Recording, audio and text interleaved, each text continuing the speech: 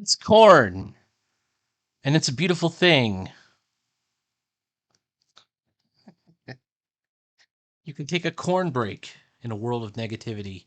I just heard the corn song from the Corn Kid, and it's very cool. So I've been working on page, I don't know, I think this is page 12 of Brillig. Um, it always takes me a while to do these backgrounds. I did like a speed run of just like a partial of the bookshelf and the frogs, Reginald and Chumley.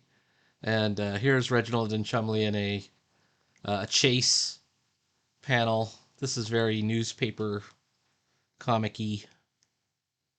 Ooh, I'm on the pencils layer. Let me fix this.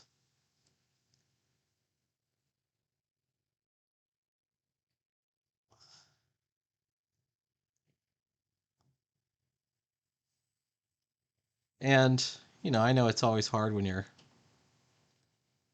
got non-human characters in both the adversary and like the antagonist and the protagonist are both non-human, so you can't help but look very cartoony at that point. Um, the old Milk Caniff Al Cap trick is to have realistic characters alongside the cartoon characters, and I think that's a great trick, but I'm not doing it obviously. All right, so what happens on this page? The frog footmen were throwing books, hurling books at the Brillig here, the dodo, just to get him mad for some reason, and then they just run off laughing. And he chases them, but they don't seem too bothered, and you wonder why, and you figure out suddenly, uh-oh, it was a trick. There was some trickery. I don't know why I had this toe pointed backwards like this. I think I was just sort of considering what would happen there, but just because of the way we're in a kind of partial, well, maybe not that, partial panel. It's corn, and it's a beautiful thing. Definitely check out the Corn Kid song. Corn Kid song. Let's songify this. I saw a short. I've heard it in a lot of different memes with the Corn Kid, and I always wondered what it was from. I'm like, what is this from? And it's just a songify from a really weird interview, and with a just a cute kid that's on there singing about corn. It's corn, and he's just eating some grilled corn. I don't know, I like random stuff like that. Anyway, I found out today I had a page out of order on the Monster Anthology. I was able to really quickly correct it. I put it back up for sale. So if you got a copy of Monster before, I don't know what's today, the 24th at around 3 o'clock, you might have gotten one story had a page out of order. But now that is all fixed. It's one of my own stories, unfortunately. All right.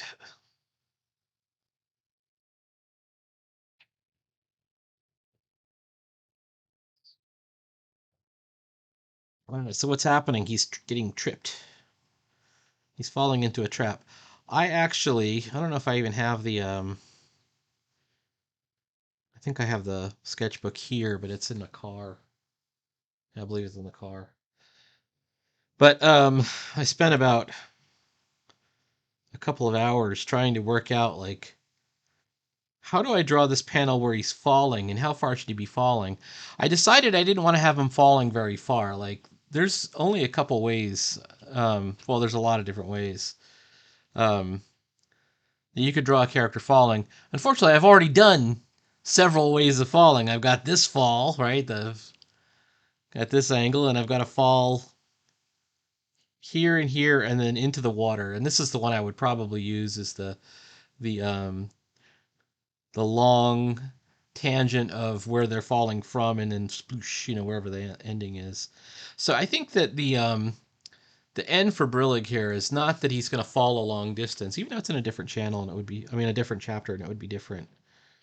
Um, I think I want to have him just kind of fall at the feet of a bunch of the frogs. Like these two guys have lured him into an ambush, and he's going to fall, and he's going to be surrounded by a bunch of um, frogs, and they're immediately going to tie him up and um, force him into. So the idea that I have right now, and I haven't drawn it yet, so it's really hard to figure how do I stage this? What's the best way to get us to that point in the story? Um, they want him to fight the Jub bird, and I've got a design for the Jub bird and everything. And so I got to figure out. I thought it would be funny if they tie him up kind of like Gulliver's Trout. They throw a net on him. How about that? A net. You know, it's like seems like doesn't matter how badass your hero is in the old shows. Once they threw a net on you, if they threw a net on Batman, he's caught. You know, so it's kind of like a trope.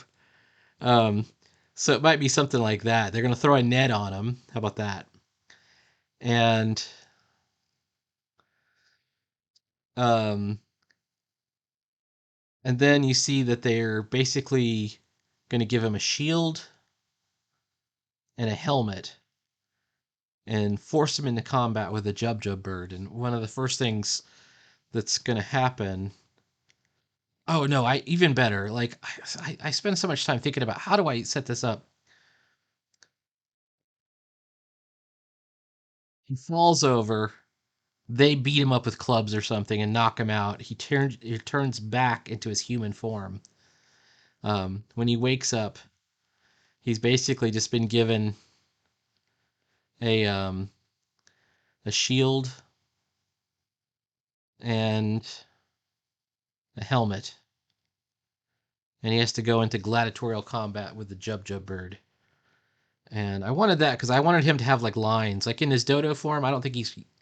I might have him eventually speaking, but he hasn't learned to speak yet. So I just want to. I think it would be funny if we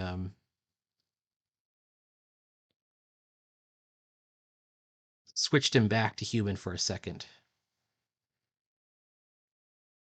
Oops. And that's the thing about Brillig. The cool thing about Brillig is that he's not afraid of monsters. That's the one thing that we know for sure. He's kind of too dumb to be afraid. Um,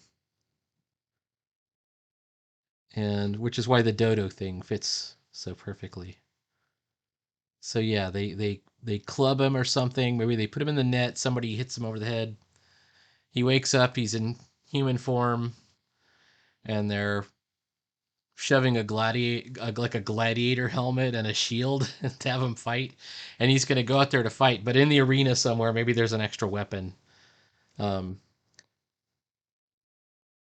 this reminds me slightly, although I haven't read it in many years. Um, if you remember, if you know some of the very earliest Hulk tales, there is, I think it's Hulk versus the Toadmen, where he goes down to the center of the earth with, oh, what was that guy's name? But they put him in gladiator combat for whatever reason. And it's the Hulk, so it's all crazy. I think it'd be something funny like that. Um, I like the idea of actually having him, the sound effect be, this is very Japanese to me, trip?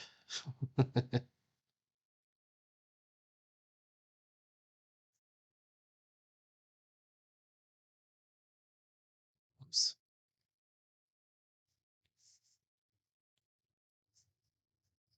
Something like that. We could even do, just because I haven't done it in a while, where's our drawing guide?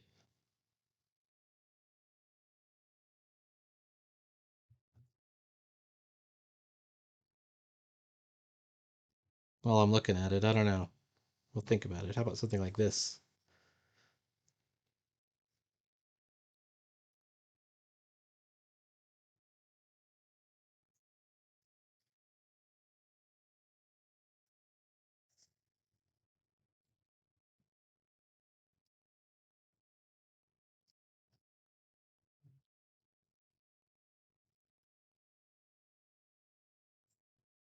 I know we're getting very abstract. This is to me, the secret of the establishing shot is you need at least one establishing shot every few panels, hopefully at least once per page. Um, I've heard guidance that says once every 2 pages. I've definitely seen the comics that don't have enough establishing shots where you just get the talking heads for page after page.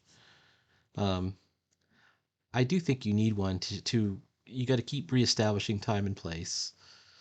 Um, Plus, backgrounds are kind of where the beauty of a comic really shows through.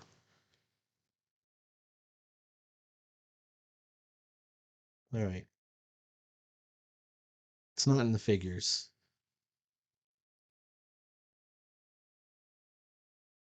I mean, figures are kind of important, but that's not what people actually. They think that's what they care about, but that's not what they care about. It's the figures that are in context, and that means background. So it's not as easy as all that, I say. All right.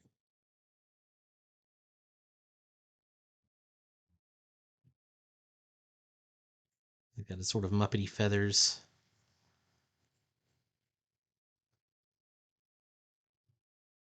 Trip. I'm gonna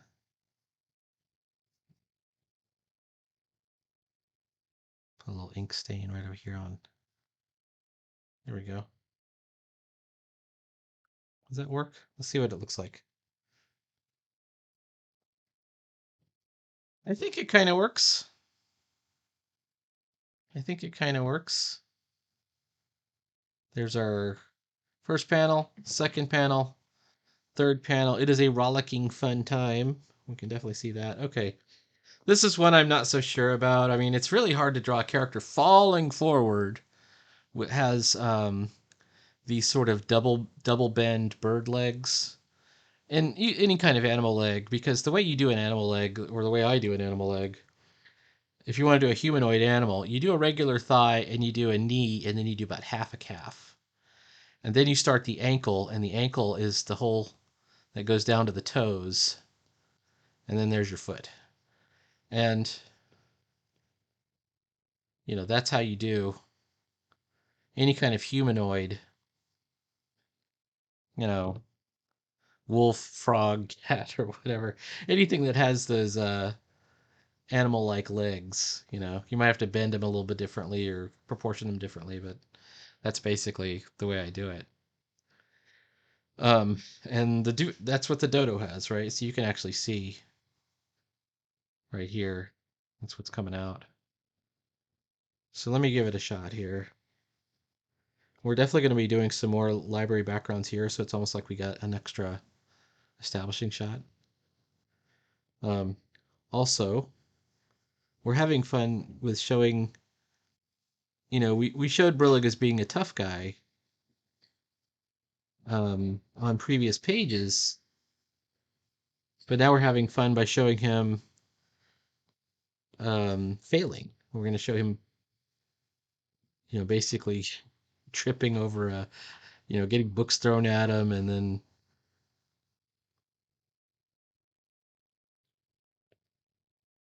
blundering into a trap, falling. I think on the next page I have him. He's got to be like a lump on the ground. They throw the net over him. The net always works, and they knock him unconscious, and that's when he transfers back to human. It's much easier for me to draw humans, obviously, and I think that's probably true of most people. If you have an easier time drawing animal characters, please let me know in the comments. Anyway, I want to have Brillig. In this chapter, he fights the Jub bird. I think in the next chapter, chapter 3, he should probably have an encounter with the frumious Bandersnatch, or of some kind. I don't know what that's going to be. I had plans for a Cheshire Cat. I have plans for um, an adventure where he shrinks down to inches in size and encounters the caterpillar. And then it has to end. The whole epic has got to end with the battle against the Jabberwock. Now, if I wanted to make this much longer, let's say I was writing this as some kind of manga epic, I would have an initial battle with the Jabberwock that either ends in a stalemate or he loses, one of the two, but he somehow survives because you want to set up a nice rivalry or something.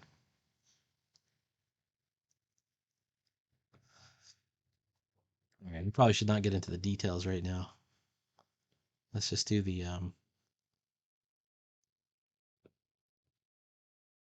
we want people to know, like, and enjoy, you know, everything that Brillig does. We want to enjoy the stupidity of Brillig. That should be part of the fun. That's it's kind of I call it the Homer Simpson secret. When the Simpsons first came out, the star of the show was Bart, and all of the merchandising and like all of like the T-shirts and the all the stuff was all about Bart. Don't have a cow, man. Bart on a skateboard. Bart, Bart, Bart. Right? But it pretty quickly became clear that the real star of the show was Homer, and and it wasn't even close. It wasn't like, okay, well, you like Bart, but I also like Homer. It was like, this is really a show about Homer, and I can't remember what season that really started in, but really took off. But a lot of it has to do with Dan Castellaneta, but I think a lot of it has to do with people enjoyed, seeing that character um, for what he was. So the way he would fail, but he was still cool. He was still quite funny. He was very enjoyable to watch on screen. Dan Castellaneta, I guess, is the actor.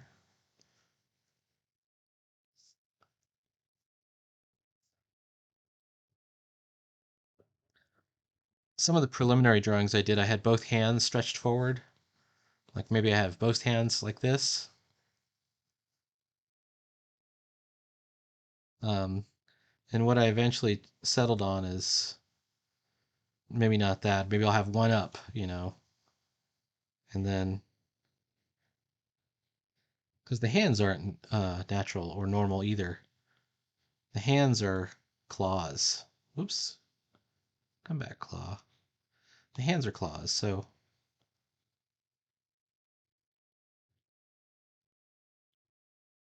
to me, there's a lot of comedy in the character that is allowed to be a sort of comedic failure that somehow we can celebrate. You know,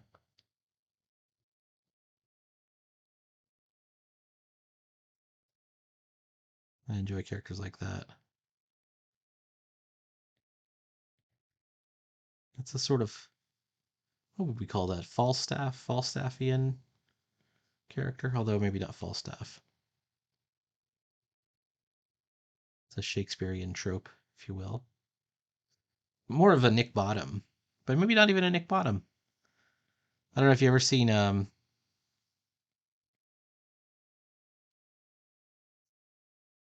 think it's All's Well That Ends Well. The sheriff in All's Well That Ends Well is a goofball. But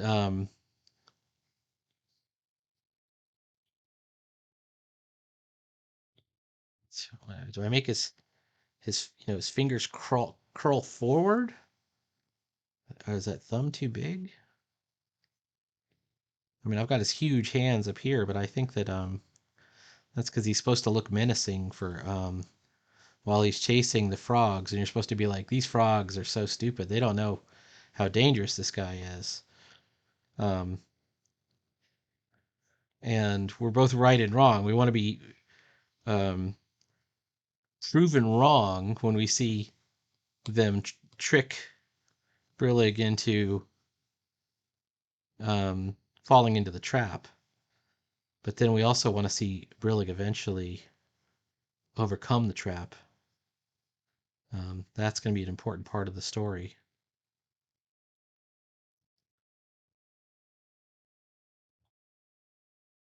Yeah, I don't like the hands like that. I think I like this splayed open is probably the right way to go. I think my first instinct was right.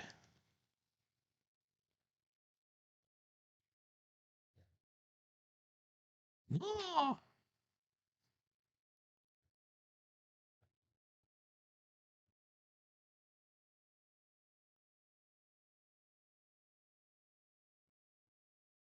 I think I've said it in other videos that the emotion of a character is often how you draw the hands, much more than the expressions. I was having this discussion with my girlfriend the other day. Oh, I don't know. It's not happening. That's got some trouble there. And I still don't like the way his hand looks here. Maybe if I push it this way.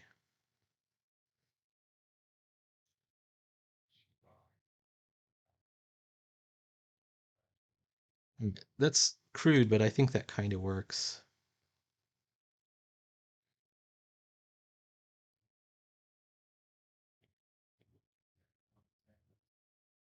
It could be also.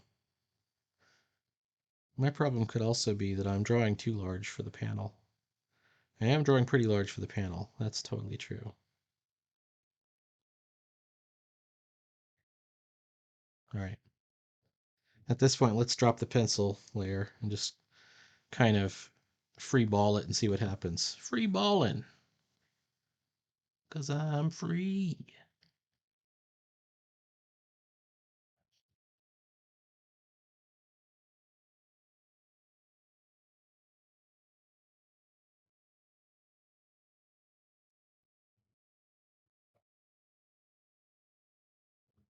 That's a good. That's where we want it. Okay. It says like 9 times and keep changing it each time. All right, so that's a good. That's a spicy meatball right there. All right. Let's see if we get this one. How about that one? Ooh.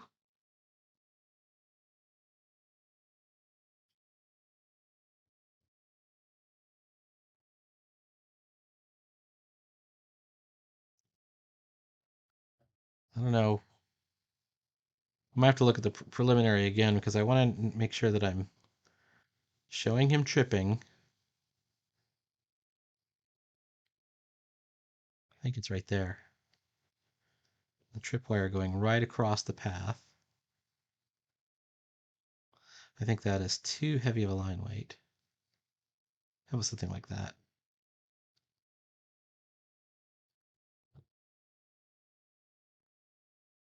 And then flailing helplessly. Whoa! Whoa! Here we go. And yeah, it's a bit of comedy that's in there. Scrock, and then it's going to be like Brock.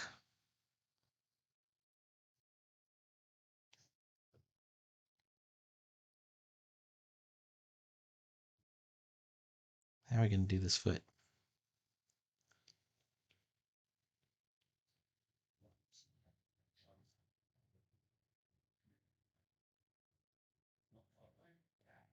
Something like that. And maybe he even falls into a pit. That was my idea before, but as I said, we already showed him falling long distances. Maybe the pit is a shallow pit. Um, but a pit I think is okay.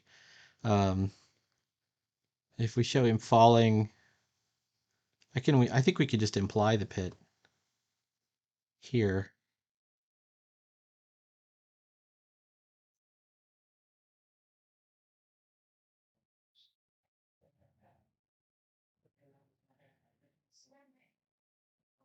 And then suddenly realize that the frogs have tricked us.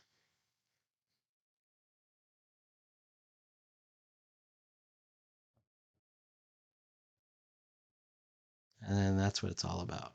All right, I think we got it. Um,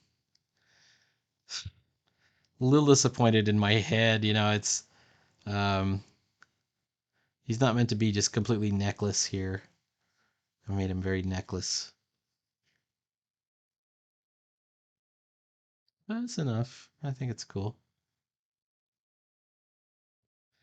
We're also trying to show some foreshortening, so I think that's okay. As long as we don't lean into it too hard.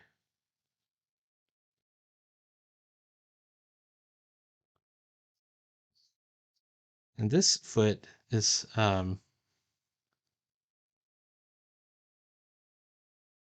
not anchored on the ground. It's got to be above. We have to show some kind of shadow. Um, to show that he's completely off balance. And he's about to be pitched forward.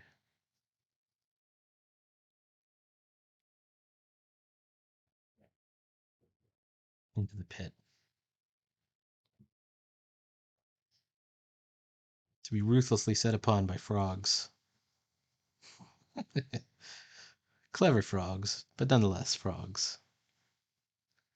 All right.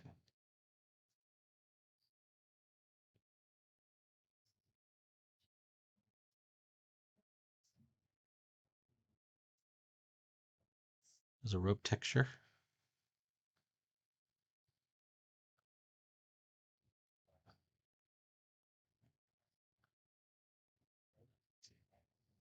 Now, if I was a more thoughtful artist, I think I would probably show where the rope is tied off somehow. I think that's easier for audiences to understand. It's like, oh, okay, so it was all along a plan. I think we have to show the knee over the rope and the foot behind the rope. Oops. Oops. Not there.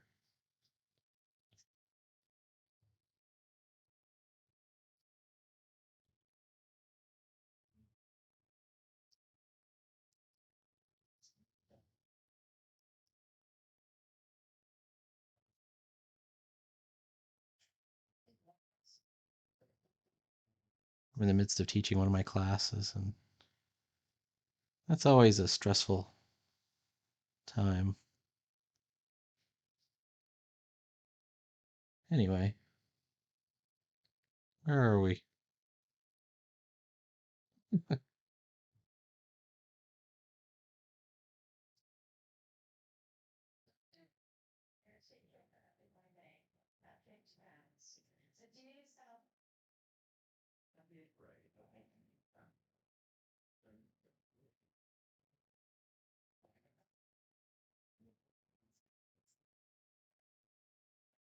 There's the feathers that are coming off of him.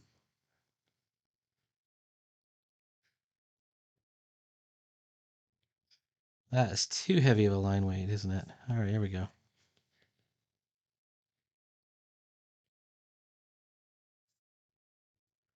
There we go. I think we got his neck back. Look, if we do this, we get his neck back. All right, that's what we wanted.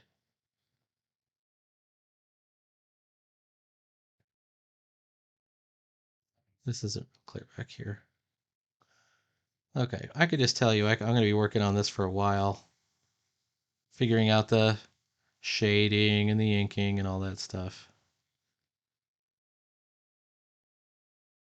But in the meantime, please like, follow, and subscribe. There'll be more Brillig. I do about a page a day. Well, that's a lie. I work on a page every day, and I hope to get a page done every day. Um, I can easily do, I think I've proved in the past, I can do multiple pages per day. That doesn't mean they get finished though, or they get inked. Inking takes me a bit longer. I actually quite enjoy it. I love it. I have a lot of fun with it. But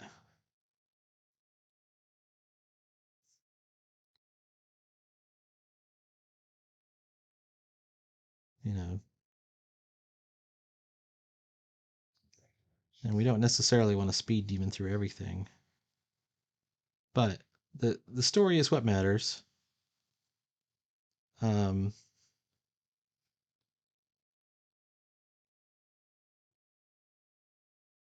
Now we're really controlling for line weight at this point.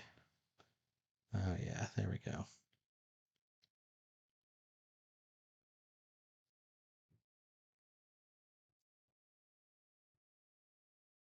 All right, let's take a look, and then I'll shut the video off. There's our first panel.